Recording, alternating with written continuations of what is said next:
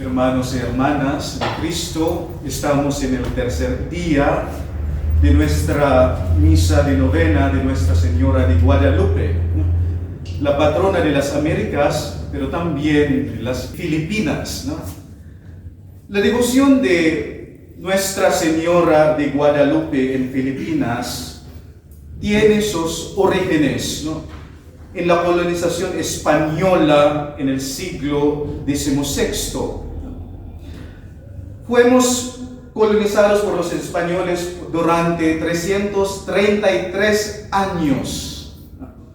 Los mismos españoles, ¿no?, incluidos los franciscanos, introdujeron devociones católicas al pueblo filipino, incluida la devoción mariana a Nuestra Señora de Guadalupe. Esta devoción se extendió por todas las islas en Filipinas, ganando especial protagonismo, especialmente en Manila, que es la capital del país. Y a principios del siglo XVIII, la primera capilla dedicada a Nuestra Señora de Guadalupe se estableció en el distrito que se llama Quiapo, en Manila, donde está ahora el Nazareno, que se convirtió en un lugar, ¿no?, conocido por la devoción mariana, el lugar de la peregrinación de la Nuestra Señora de Guadalupe. La devoción a Nuestra Señora de Guadalupe creció, ¿no?, progresivamente a lo largo de los siglos, ¿no?, XIX, culminando con su reconocimiento oficial por la Arquidiócesis de Manila en 1935, cuando fue declarada patrona de la Arquidiócesis, ¿no? Y hoy en día, el Santuario Nacional de Nuestra Señora de Guadalupe en Manila sigue siendo un importante lugar de peregrinación. La Virgen siempre bajo este título, ¿no?, sigue siendo un símbolo de protección a nuestro país, a los filipinos. Sigue siendo símbolo de nuestra esperanza e intercesión, fortaleciendo su fe y devoción en nuestros tiempos. Así fue como la Virgen de Guadalupe llegó a Filipinas. Mis queridos hermanos y hermanas, para comprender a la Santísima Virgen María, ¿no?, hay dos maneras de mirarla. Primero, ¿no?, María de nuestras devociones. El segundo, María del Evangelio. En primer lugar, María de nuestra devoción parece muy católica, ¿no? Se trata del rosario, ¿no? Rezar el rosario es una devoción mariana. Se trata de peregrinaciones, ¿no?, o lugares de aparición.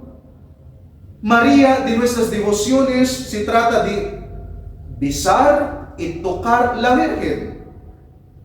María de nuestras devociones estaría rezando el memorare.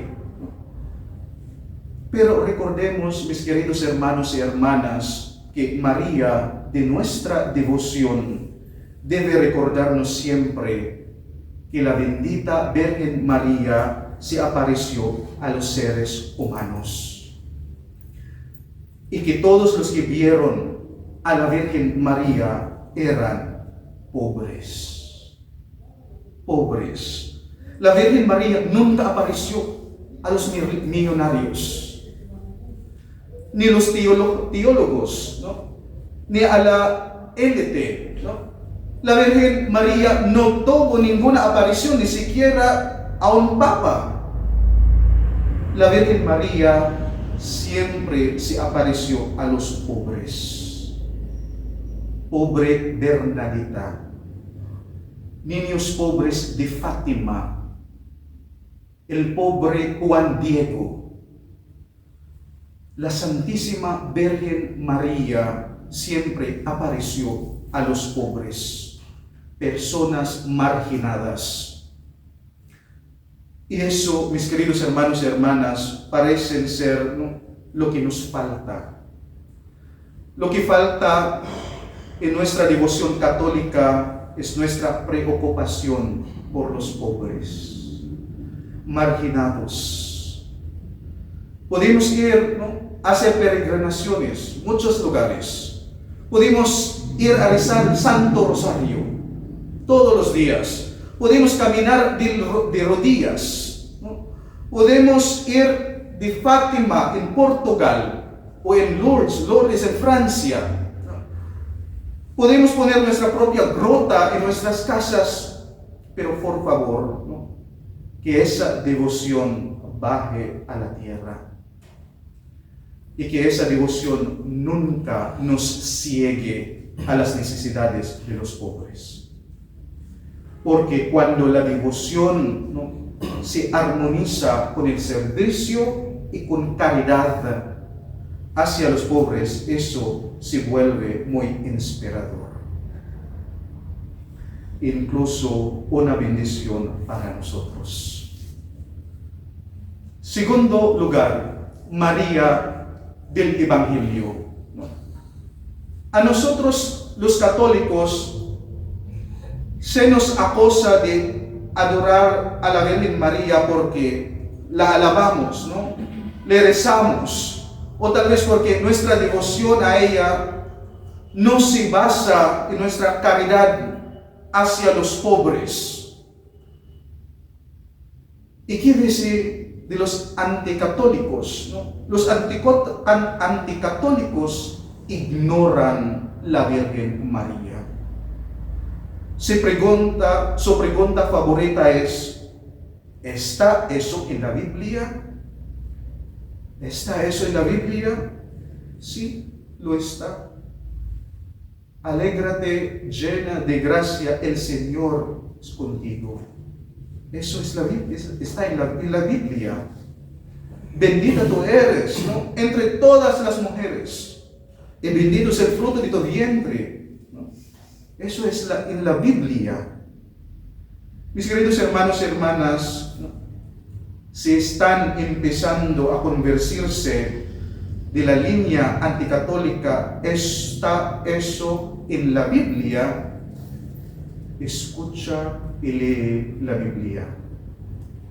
Porque la Biblia es la primera en honrar a la Virgen María. Y cuando ignoramos a la Madre de Jesús, ignoramos al Hijo. Entonces la pregunta es: ¿qué podemos aprender de la Virgen María en la Biblia? El Señor dijo: escucha el que oye mi palabra, vive y la pone en práctica. Esas palabras fueron atribuidas a la Santísima Virgen María, porque la Virgen María es la discípula perfecta. No adoramos a la Virgen María, sino que basamos nuestra devoción a ella y nuestra caridad para con los pobres. No podemos ignorar a la Virgen María, pero cuando estudiemos la Biblia, miremosla desde el punto de vista del discipulado. Así que ahora la pregunta es: ¿a dónde vamos? ¿Adorar o ignorar? Hermanos y hermanas, si se les dan dos opciones, ¿no?, eligen la tercera opción. ¿Y cuál es la tercera opción? Simplemente la amas. El Señor nos dijo que amáramos a todos. No la ames solo desde tus sentimientos. Si quieres amarla, ama a sus pobres hermanos y hermanas, porque esa es la mejor manera de convencerla de que la queremos. Nosotros no adoramos, nosotros no ignoramos, amemos a la Virgen María, porque es hermoso amar a una madre. Permítanme a resumir, ¿no?, la vida de María en 4 palabras. La primera palabra es fía. Creo que todos nosotros saben esa palabra, ¿no? Fía. En su respuesta al ángel Gabriel. ¿Pero qué es fía? Fiat es la primera palabra, ¿no? Fiat mihi secundum verbum tuum. Es decir, hágase en mí según tu palabra. Esa es la obediencia de la Santísima Madre. María fue una mujer cuya vida fue un fiat. Es decir, su sí inquebrantable y su obediencia a todo lo que le costó ser la Madre del Señor. La aceptación de María de ser la Madre de Dios, o Theotokos en latín, no fue tan fácil, porque no podía creer ni imaginar que iba a tener un hijo. Pero debido a su confianza, a su humildad y obediencia, María es capaz de reemplazar el orgullo y la desobediencia de la primera Eva. Ella se humilló a sí misma y aceptó, diciendo, fía, sí a la promesa que Dios le había hecho. El gran sí de María fue un signo de ofrecimiento y entrega, y fue obediencia a la misión de Dios para ella. Y a través de su sí se convirtió en la nueva Eva, la madre de la nueva creación. Por lo tanto, ¿no?, Sofía, su obediencia, su sí, ¿no?, a la voluntad de Dios. La segunda palabra después de fiat es Magnificat, Magnificat, ¿no? Después de haber aceptado el regalo, diciendo sí a Dios, a la voluntad de Dios, ahora su vida se convierte en un agradecido Magnificat. ¿Qué es el Magnificat? Como dijo María en el Evangelio, ¿no?, mi alma proclama la grandeza del Señor, y mi espíritu en Dios se alegra, mi Salvador.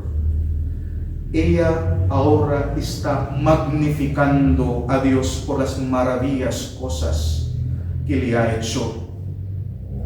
Dios, ¿no?, dio gracias a Dios porque, ¿no?, creía que su vida está en las manos de Dios, y todo lo que sucede está en el plan de Dios. Gracias a la humildad de la Virgen María, ¿no?, gracias a su obediencia, y también gracias a su confianza. María no dudó en aceptar el reto que se le dio en su vida para convertirse en madre. Y no se arrepintió. Por lo tanto, ahora María se regocija plenamente en la gracia que Dios le ha dado. La tercera palabra, conservabat, ¿no? Fiat, Magnificat y ahora conservabat. A pesar de que el corazón de María está alegre, ¿no?, las dificultades, tristezas de la vida por las que está pasando, no están lejos de ella, porque eso es parte de la vida humana. Porque ella no era ajena a la agonía ni el dolor. Apreciaba todo esto en su corazón. Ella conserva y guarda todo en su corazón. Ella no se quejó, ella no discutió, pero María abrigaba todos los dolores en su corazón. Lo que no puede entender, ¿no?, lo vuelve en su corazón en oración, esperando que se revele. María conserva su corazón puramente para ser una morada de la presencia de Dios. Y la última palabra después de conservaba es estaba. Estaba porque ella siempre estuvo al lado de su hijo, estable, defendió a su hijo, ¿no?, incluso hasta la muerte de su hijo. María estuvo presente desde el principio hasta el final de la vida de su hijo aquí en la tierra. María estuvo presente, ¿no?, en todos los acontecimientos de la vida de su hijo. Es decir, ella es testigo de todo lo que le sucedió a su hijo. No dejó solo a su hijo. Si los apóstoles de Jesús, ¿no?, lo dejaron cuando fue arrestado hasta la crucifixión, pero la Santísima Virgen María estaba ahí, incluso al pie de la cruz, y presenció la muerte de su hijo. Debido a todo esto, María finalmente fue recompensada con un boleto directo al cielo, donde ahora se cumplen su fiat magnífica, conservada y estaba. María es la mujer que está a la puerta de nuestras vidas. Ella es la puerta del cielo. Felix Cele Porta, como la llama el himno de Ave Maris Stella. Mis queridos hermanos y hermanas, ¿no?, imitemos a la Santísima Virgen María, el ejemplo que nos mostró como madre y llevando a su santidad a la plenitud. Ella es nuestro ejemplo, el que está lleno de gracia y también el que proclama la grandeza del Señor. Que así sea. Que así sea.